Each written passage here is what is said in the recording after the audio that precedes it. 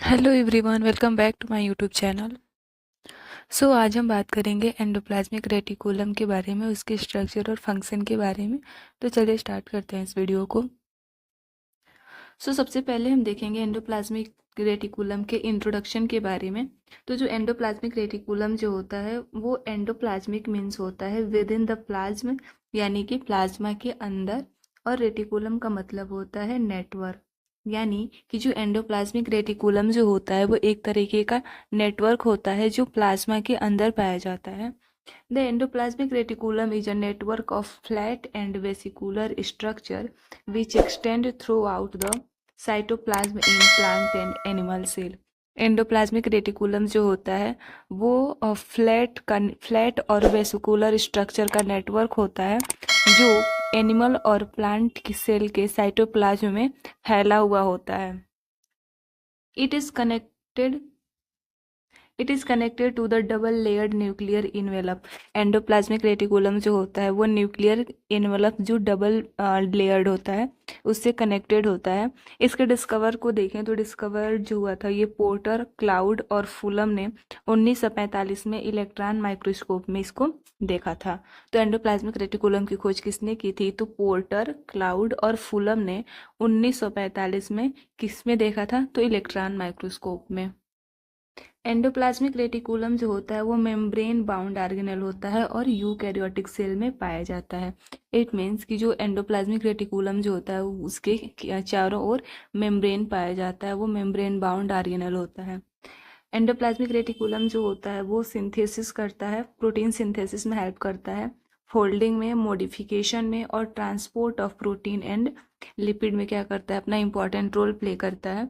इसके ओरिजिन को देखें तो the most accepted view regarding origin of ER is that, जो most accepted origin of endoplasmic reticulum का जो एक्सेप्टेड व्यू है वो ये है कि जो RER यानी कि रफ एंडोप्लाज्मिक रेटिकुलम जो होता है वो एराइज होता है invagination of outer nuclear membrane.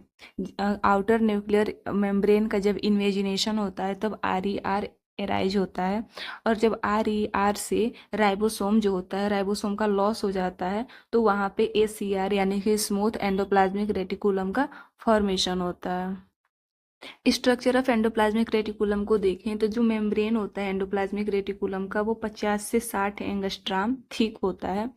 और एंडोप्लाज्मिक रेटिकुलम जो होता है वो कनेक्टेड होता है न्यूक्लियर पोर से कनेक्टेड होता है। किसके थ्रू? तो through outer membrane of nucleus.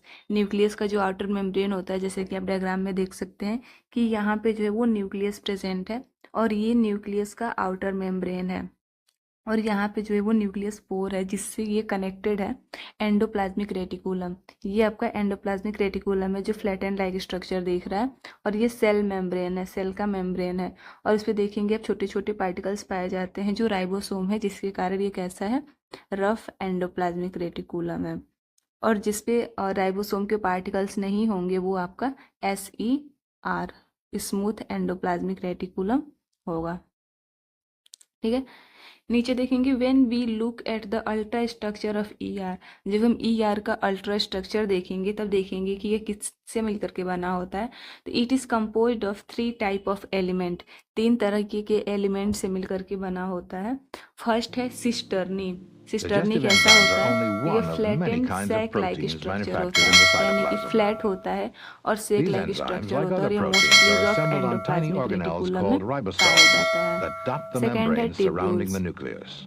Tubules जो होता है ये ब्रांच्ड होता है और ट्यूबुलर नेटवर्क होता है, मतलब ट्यूब लाइक नेटवर्क होता है और ये ब्रांच्ड होता है और ये मोस्टली जो होता है स्मूथ एंडोप्लाज्मिक रेटिकुलम में पाया जाता है। थर्ड है वेसिकल्स। वेसिकल्स कैसा होता है? स्मॉल होता है और स्फेरिकल होता है। और ट्रांसपोर्ट स्ट्रक्चर, वेसिकल कैसा होता है? तो स्मॉल स्फेरिकल और इधर उधर क्या होता रहता है? ट्रांसपोर्ट होता रहता है, उसे हम वेसिकल्स बोलते हैं। ये 3 स्ट्रक्चर्स हैं, सिस्टर्नी, ट्यूब्यूल्स और वेसिकल्स, जिससे मिलकर के एंडोप्लाज्मिक रेटिकुलम बना रहता है। यहाँ पे आप डायग्राम में देख सकते हैं कि आपका एंडोप्लाज्मिक रेटिकुलम है जो न्यूक्लियस के आउटर मेम्ब्रेन से जुड़ा हुआ है न्यूक्लियर पोर के थ्रू। और ये जो है कि एंडोप्लाज्मिक रेटिकुलम है जिस पे राइबोसोम के पार्टिकल प्रेजेंट है, जिसके कारण ये रफ है, और इधर जो है वो स्मूथ एंडोप्लाज्मिक रेटिकुलम है, इस पे राइबोसोम जो है उनका लॉस है। ठीक है, अब हम देखेंगे टाइप्स ऑफ एंडोप्लाज्मिक रेटिकुलम को कि इसका टाइप क्या है। तो there are two main type of endoplasmic reticulum based on presence या एब्सेंस ऑफ राइबोसोम। राइबोसोम के प्रेजेंट और एब्सेंट के बेस पे एंडोप्लाज्मिक रेटिकुलम जो होते हैं वो दो तरीके के होते हैं।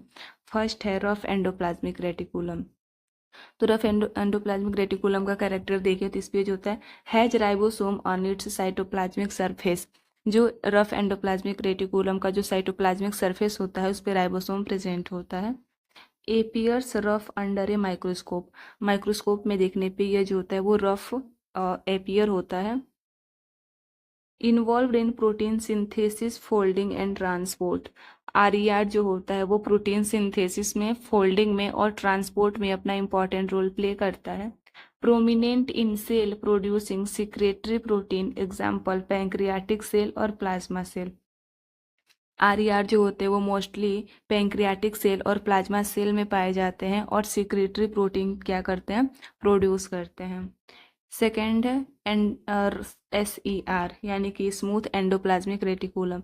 इसके कैरेक्टर को देखें तो जो SER होते हैं वो इन पे लैक होता है राइबोसोम की कमी होती है और है जो स्मूथ अपीयरेंस।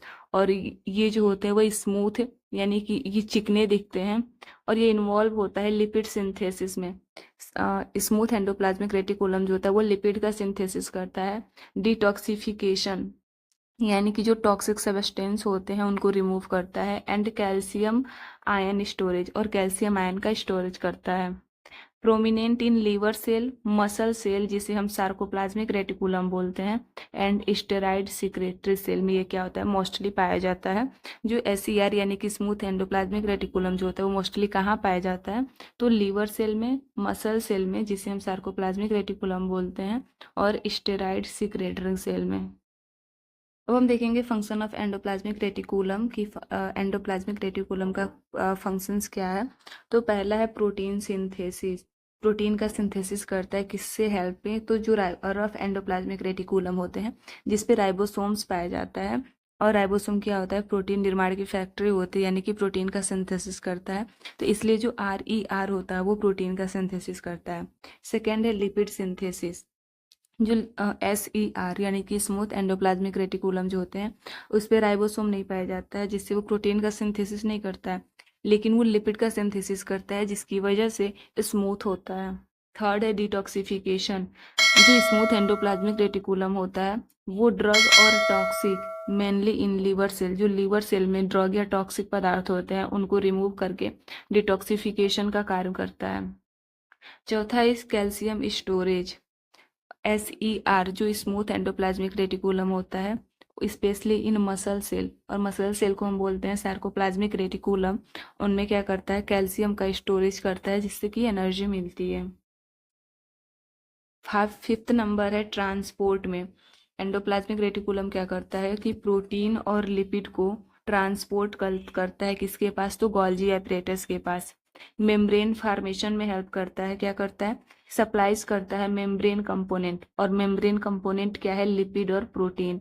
तो जो एंडोप्लाज्मिक रेटिकुलम होता है वो लिपिड और प्रोटीन का सिंथेसिस करके और जो अदर सेल ऑर्गेनेल्स होते हैं उन्हें ट्रांसपोर्ट करता है कि क्या करने के लिए, मेम्ब्रेन बनाने के लिए। ठीक है, नेक्स्ट है ग्लाइकोसाइलेशन। ग्लाइकोसाइलेशन क्या होता है, तो add sugar to protein for proper folding.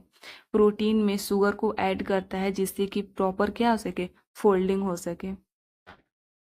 Thanks for watching this video. I hope ये वीडियो आपके लिए हेल्पफुल रहा होगा। अगर ये वीडियो आपको पसंद आई हो तो वीडियो को लाइक करें, चैनल को सब्सक्राइब करें और लेक्चर के किसी भी नोट्स या PDF के लिए टेलीग्राम चैनल को ज्वाइन करें। मिलते हैं नेक्स्ट वीडियो में, तब तक के लिए बाय बाय, टेक केयर।